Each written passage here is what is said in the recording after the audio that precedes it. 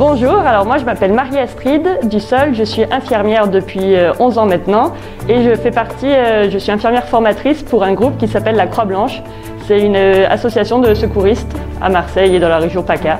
Par rapport à ça, ça dépend où est votre corps étranger. Dans le cou, on a deux tuyaux. On a un tuyau, c'est l'œsophage, qui est relié à l'estomac. Ça c'est pour tout ce qui est nourriture, boisson, etc. Et on a le deuxième tuyau, ça s'appelle la trachée, c'est ce qui est relié au poumon. C'est là que votre corps étranger, à la place d'être allé dans l'œsophage et dans l'estomac, il est parti dans le mauvais tuyau, il est parti dans la trachée et dans les poumons. L'objectif de l'atelier aujourd'hui, c'est d'expliquer en fait les gestes de premier secours pour les enfants, donc pédiatriques.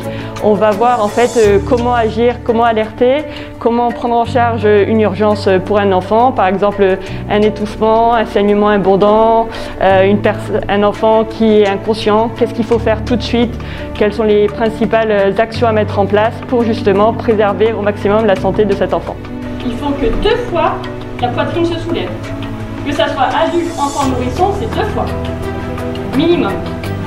S'il n'y a pas 2 mouvements, ça veut dire que la personne ne respire pas. S'il y a 2 mouvements en 10 secondes, la personne respire. D'accord ? C'est la première fois que je forme des personnes dans le cadre d'une assurance, mais je trouve ça génial qu'une assurance comme la Massif, par exemple, propose cette formation à des particuliers. Parce que du coup, c'est des personnes qui n'ont pas forcément accès à des formations comme celle-là, puisque il y a parfois des journées faites par des pompiers ou autres.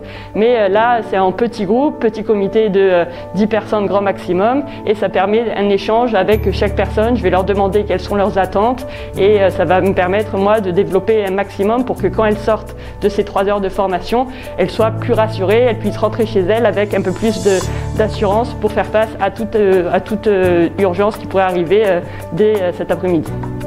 Alors l'action aujourd'hui est très importante à mes yeux. En fait, quand j'ai été jeune maman, j'ai eu ma grossesse et j'étais très encadrée.